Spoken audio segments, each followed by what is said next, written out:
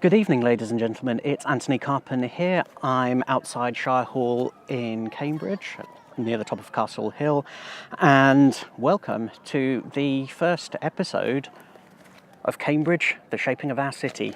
And although it says The Shaping of the City by the book by Peter Bryan, I'm using it as a template just for what is really a short series of small video clips to talk about how the city of Cambridge, which is my hometown, came to be as it is today. And I'm going to be using, as I said, the book by Peter Bryan, some material I've managed to get from not just the county archives here, but also the Cambridgeshire collection and the Museum of Cambridge just around the corner from here. And I'm going to record it primarily using a mobile phone on a selfie stick. So the phone that I've got that I'm recording this on is an iPhone S. This is an old iPhone 5. Sorry, that's an iPhone 5S, and this is an old iPhone 5. And I'm just going to see, what it looks like when you try and record these things using mobile phones. I'm also using a number of gadgets throughout the filming of the series. As you can see, I'm mic'd up with a lapel mic. Should there be really, really bad light, I can use this bundle of fun. And should I need to zoom in on anything, I've got a zoom lens. Anyway, let's kick off with the very, very early foundations of Cambridge the city. And if we look from what Mr. Bryan has said in his book, he refers to the earliest settlers in and around Cambridge being Bronze Age and Iron Age, or of that era. And there have been a number of archaeological discoveries that give credence to that. And in particular, around Cambridge, around the centre, there are 3 Iron Age discoveries, Iron Age forts really. One at Wandlebury, which is just outside of Cambridge, one at Arbury, and one at Cherry Hinton. So those give an indication that this was a place of settlement before the Romans arrived. But in terms of the Cambridge that we know today, the first settlement, in terms of, if I can call it anything like a built environment, was actually right here where I'm sitting. This on Castle Hill was the site of the first Roman fort. And it's really from there that the city of Cambridge kind of came into being. Now, why here? Why this part of town, this part of East Anglia, this part of the UK? Well, if I can take you back several thousand years, a couple of thousand years, the landscape around here was quite different to what we see today. Now, what I mean by that is the land was predominantly marshland, swampland, fenland, hence the name. And a lot of the land around here, this was a high point very much in terms of compared to the land around it. And in a bit we're going to be going up there and you'll see what I mean by the geography of it. Now, when you look at this piece of land being dry land and being high land, and then you look at it compared to the land around it, well, just below Castle Hill is the River Cam, as we know it today. And this part of East Anglia was the uppermost limit of the river that you could get trading boats and trading ships up. And historically, Cambridge used to be a trading port. Now, if we look at a much wider scale, looking at the whole of East Anglia, if you wanted to get from places such as the important Roman town of Colchester, where they have a huge Roman fort there that is, you can still see it, unlike what we have here. If you wanted to get from Colchester to the Midlands, then the point at which you stop travelling direct westwards and start swinging northwards is around here. It's around here because this is where the Cam Valley actually narrows, and you've got a crossing point that allows you not only to make a relatively easy crossing over a bridge, which is why the bridge was so important, but also in terms of your road link, it means that you can go straight from Colchester from here all the way up to the Midlands, also linking up towards the Great Roman Road of Ermine Street. And if I show you what this looks like on a map, or rather on Peter Bryan's map, you will see, if the camera can focus in on it, what I mean. So what you have there is the Cam Valley. And so you're coming here from Colchester, East Anglian Uplands here, and then you start swinging round that way, having come westward, let's say from Colchester or Ipswich. Now, as far as the local road is concerned, and I love this little map here, this gives you an idea of really what central Cambridge looks like. So Castle Mound, which is just over there, which is where all the tourists are currently perched. You've got St Giles's Church and Northampton Street, which is again just over there, and then you've got the river that's cutting through here. And this road particularly I think is interesting. It says Via Divana, and that really was the main road that went through town, of which you will find pretty much now are the roads of Warts Causeway, Hills Road, Regent Street, St Andrew Street, Sydney Street, and all the way out to Castle Street, Huntington Road. And that's the main road that cuts through, or historically has cut through the city.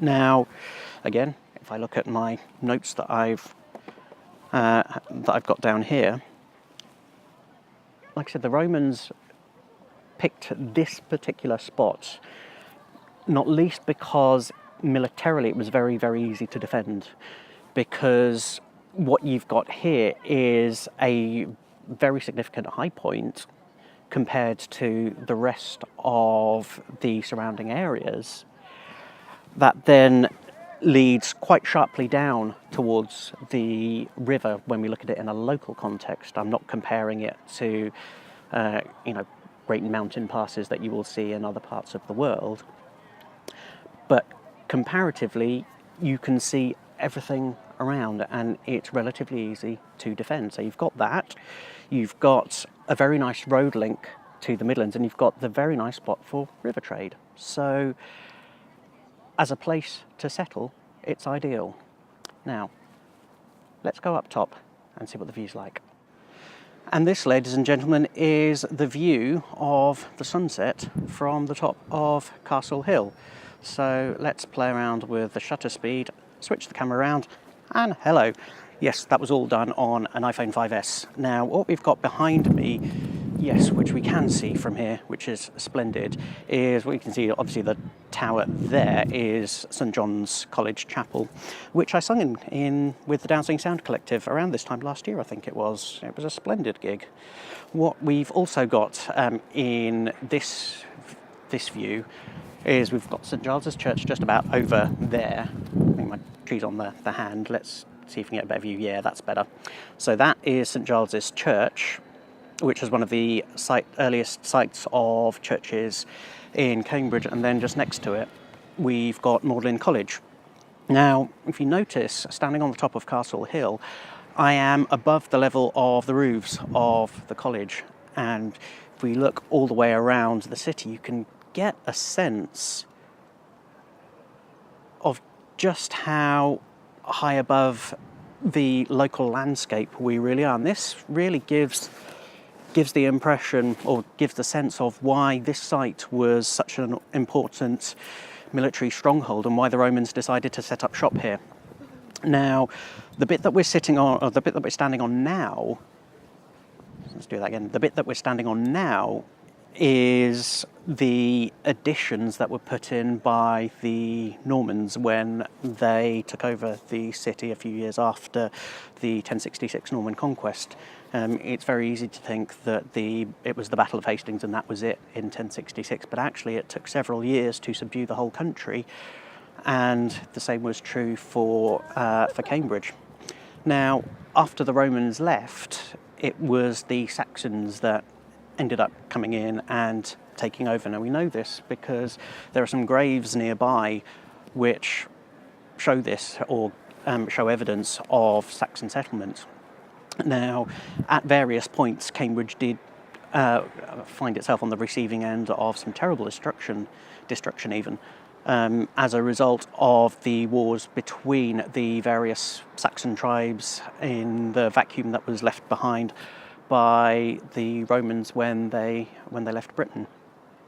But one of the things that it's worth noticing is it was around that time where we have some of the earliest, if I can call them, Christian settlements and Christian churches, a couple of which actually predate the Norman conquest. And in a later episode, we're going to be having a look at some of those. Right, got you filming this time. I had problems getting this thing to film just now. So here we are in Quayside, and the view that we see here is actually a relatively recent one. Not a lot of people will be aware that this area, in particular where you see all of the punts and the bits behind me, actually used to be an industrial area. We used to have a power station just behind me, which sounds strange to think about it that way, but yes, there was. Where you see all of those flats just behind me, that was where the city used to get its power from. And like I said, it wasn't the kind of like picture postcard tourist setup that we see now until 1989, because if you look at the foundation stone up on the quayside where all of the pubs and bars behind me are, you will see it says Quayside 1989. And funnily enough, it was there 10 years after that foundation stone was laid that my brother and sister-in-law first met at a bar that used to be called Henry's. And they've been married for a few years now. So a little bit of family history there. But anyway, like I said, as you can see with the river itself, it's basically from about here up to the mill pond, which we'll be going on to on another day. And that was the upper limit of the river in terms of trade navigation was concerned. And again, in those very, very early days when you needed a huge amount of resources to actually build and maintain bridges,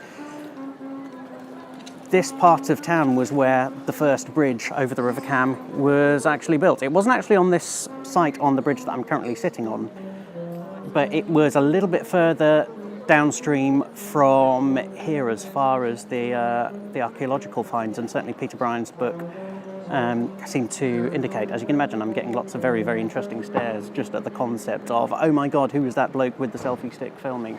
But hey, this is my hometown. I can make videos about it. One other thing a number of people have asked about the filming of this is also to do with purpose.